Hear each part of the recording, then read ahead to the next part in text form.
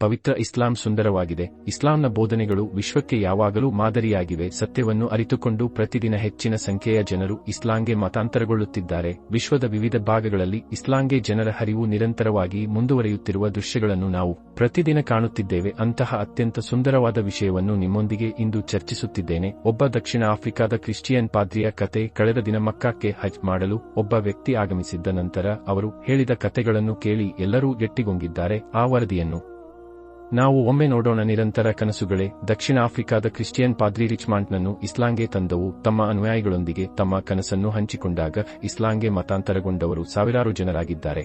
ಈ ಬಾರಿ ಸೌದಿ ಆಡಳಿತಗಾರ ಸಲ್ಮಾನ್ ರಾಜನ ಅತಿಥಿಯಾಗಿ ಅವರು ಹಜ್ಗೆ ಆಗಮಿಸಿದರು. ಮೊದಲು ಆಗಮಿಸಿದ್ದು ಮುಹಮ್ಮದ್ ನಬಿಗೆ ಪ್ರವಾಚಕತ್ವ ಲಭಿಸಿದ ಹಿರಾ ಗುಹೆಗೆ ಆಗಿತ್ತು.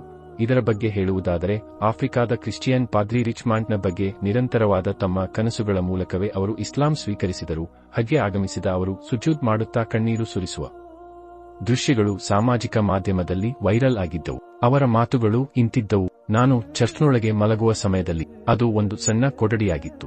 ರಾತ್ರಿಯ ಸಮಯ, ನಾನು ಶಹಾದತ್ ಶಬ್ದವನ್ನು ನಿರಂತರವಾಗಿ ಕೇಳುತ್ತಿದ್ದೆ. ಆ ರಾತ್ರಿ ಒಬ್ಬ ವ್ಯಕ್ತಿ ನಿದ್ರೆಯಲ್ಲಿ ನನಗೆ ಹೇಳಿದ, ನೀನು ನಿನ್ನ ಅನುಯಾಯಿಗಳು ತಲೆಗೆ ಬಟ್ಟೆ ಧರಿಸಬೇಕೆಂದು, ಅದು ಮುಸ್ಲಿಂ ರೀತಿಯಲ್ಲವೇ ಎಂದು ನಾನು ಅವರನ್ನು ಕೇಳಿದೆ. ಇದು ಅವರು ಕೊನೆಯದಾಗಿ ಕಂಡ ಕನಸು. ಇದನ್ನು ಅವರು ತಮ್ಮ ಅನುಯಾಯಿಗಳೊಂದಿಗೆ ಹಂಚಿಕೊಂಡರು. ಆ ದಿನ ಚರ್ಚ್ಗೆ ಆಗಮಿಸಿದ ಎಲ್ಲರೂ ಅದನ್ನು ಸ್ವೀಕರಿಸಿದರು. ಅವರು ಹೇಳಿದರು, ನಿಮಗೆ ಗೊತ್ತೇ ಅಲ್ಲ ಇದನ್ನು ನನಗೆ ಹೇಗೆ ಸುಲಭವಾಗಿ ಮಾಡಿಕೊಟ್ಟನೆಂದು. ಅವರೆಲ್ಲರೂ ನನ್ನ ಮಾತುಗಳನ್ನು ಸ್ವೀಕರಿಸಿದರು. ಅವರು ನನ್ನ ಸಭೆಯಲ್ಲಿ ನಾಯಕರಾಗಿದ್ದರು. ಸುಮಾರು 100 ಜನರಿದ್ದರು. ಏಪ್ರಿಲ್ ತಿಂಗಳಲ್ಲಿ ಎಲ್ಲರೂ ನಾನು ಕನಸಿನಲ್ಲಿ ಕಂಡಂತೆ ಬಿಳಿಯ ಬಟ್ಟೆ ಧರಿಸಿ ಬಂದರು. ಅವರ ಮೂಲಕ ಇತರರು ಅದನ್ನು ಸ್ವೀಕರಿಸಿದರು. ಒಂದು ದಿನ ಇವರನ್ನು ಭೇಟಿಯಾಗಲು ಒಬ್ಬ ಮುಸ್ಲಿಂ ಸಹೋದರ ಆಗಮಿಸಿದ. ಆಗ ಅವರು ಹೇಳಿದರು, ನಾನು ಯಾರನ್ನೂ ಆಹ್ವಾನಿಸಿರಲಿಲ್ಲ ಎಂದು, ಆದರೆ ಬಂದವರನ್ನು ನೋಡಿದಾಗ ಅವರು ಹೇಳಿದರು, ನಾವು ದಾರಿ ತೋರಿಸಲು ನೀವು ಬರುವಿರಿ ಎಂದು ನಾನು ಕನಸಿನಲ್ಲಿ ಕಂಡಿದ್ದೆ ಎಂದು. ಇದನ್ನು ಹೇಳುತ್ತಾ ರಿಚ್ಮಾಂಡ್ ಕಣ್ಣೀರು ಸುರಿಸಿದರು. ಕಳೆದ 15 ವರ್ಷಗಳಿಂದ ಆಫ್ರಿಕಾದಲ್ಲಿ ಪಾದ್ರಿಯಾಗಿದ್ದ ಇವರಿಗೆ ಹೆಚ್ಚಿನ ಸಂಖ್ಯೆಯ ಅನುಯಾಯಿಗಳಿದ್ದರು. ಲಕ್ಷಾಂತರ ಅನುಯಾಯಿಗಳಲ್ಲಿ ಸಾವಿರಾರು ಜನರು ಈಗ ಇಸ್ಲಾಂ ಸ್ವೀಕರಿಸಿದ್ದಾರೆ.